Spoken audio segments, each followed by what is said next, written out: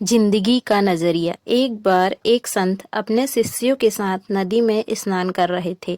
तभी एक राहगीर वहां से गुजरा तो महात्मा को नदी में नहाते देख वो उनसे कुछ पूछने के लिए रुक गया।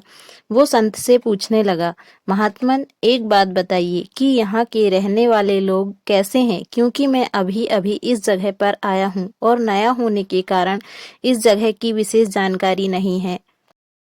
इस पर महात्मा ने उस व्यक्ति से कहा कि भाई, मैं तुम्हारे सवाल का जवाब बाद में दूंगा। पहले तुम मुझे ये बताओ कि तुम जिस जगह से आए हो वहाँ के लोग कैसे हैं। इस पर उस आदमी ने कहा, उनके बारे में क्या कहूँ महाराज, वहाँ तो एक से एक कपटी और दुष्ट लोग रहते हैं, इसलिए उन्हें छोड़कर यहाँ बसेरा करने के लिए आया हूँ। महात्मा ने जवाब दिया, बंधु, तुम्हें इस गांव में भी वैसे ही लोग मिलेंगे, कपटी, दुष्ट और बुरे। वह आदमी आगे बढ़ गया।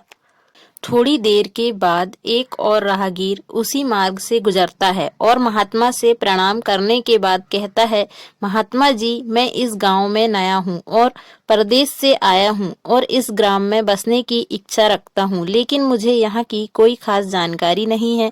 इसलिए आप मुझे बता सकते हैं कि ये जगह कैसी है और यहाँ के रहने वाले लोग कैसे हैं। महात्मा ने इस पर फिर वही प्रश्न किया और उनसे कहा कि मैं तुम्हारे सवाल का जवाब बाद में दूंगा, लेकिन पहले तुम मुझे ये बताओ कि तुम पीछे से जिस देश से भी आए हो वहाँ रहने वाले लोग कैसे हैं।